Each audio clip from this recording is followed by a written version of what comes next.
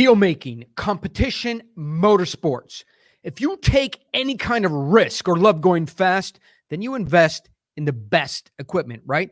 But if you look deep under the safety lining of any real safety equipment or a helmet, you'll find a warning label. Some reasonably foreseeable impacts may exceed this helmet's ability to protect you against severe injury or death. So what is reasonably foreseeable impact? Well, in our modern culture, it can be anything. Think about it. We have protective equipment for just about everything. Helmets, neck braces, elbow guards, rib protectors, and we have all this stuff for good reason. Look, my son has been playing hockey since he was 3 years old, and today at 7, he can check you into the board so hard you'll wonder what hit you, and that's 7 years old. It's not just for gladiator sports either that we have all this protective stuff around us.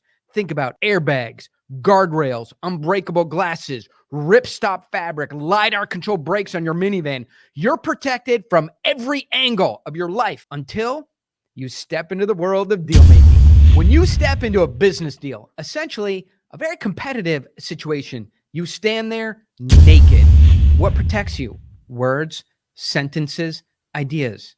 Yet there are no manufacturers of protective words or ideas.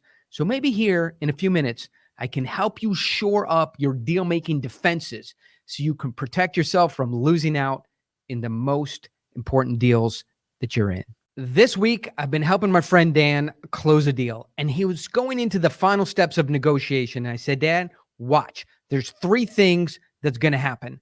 At the last minute, they're going to ask you to lower your price. They're going to ask you to give better terms, and they're going to ask for you to pay their legal. It's always a last-ditch effort, even in deals where you're friendly with the other side and you both want to close, that they ask for that last-minute price concession. What defenses, what airbag, what safety equipment do you have to protect yourself from those very, very last-minute requests that they assume you're just going to give up on? You need to go in that deal, wanting the deal, liking the deal, trying to close the deal, making best efforts, but not needing the deal. Do not cave in to any last minute price concessions, service concessions, or requests for you to pay the legal bills on your own.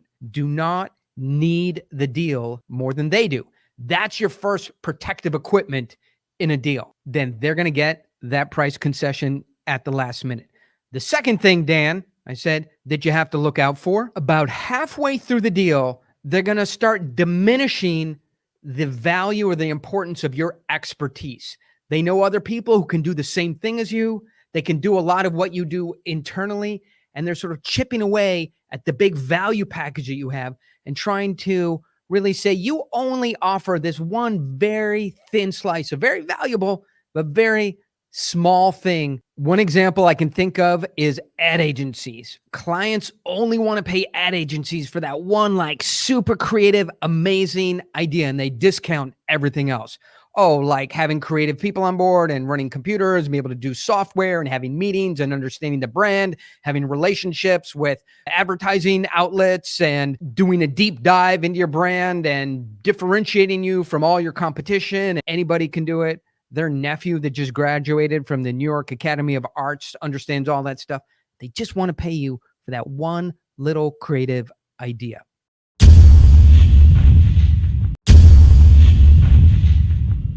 The third thing that's going to happen in any deal is this idea of divergence. The guy that you're negotiating with will always try and make the deal bigger and bigger and bigger. And it gets more fuzzy and hazy, and you can never pin down a specific price, a specific timeline, a specific service package. So allow the deal to go divergent, brainstorming, bringing up ideas, the deal getting bigger and fanciful ideas, but know exactly when in the meeting to go from divergent to convergent, to stripping away all the fuzzy, all the opaque, all the loose ends, and focus on exactly what can be done, what can be paid for, and when the deal can transact. These are the 3 defensive pieces of equipment that you have in a deal. Never be needy. Do not need the deal more than the other person. Never let them unpack your offering and just want to pay for one piece of it.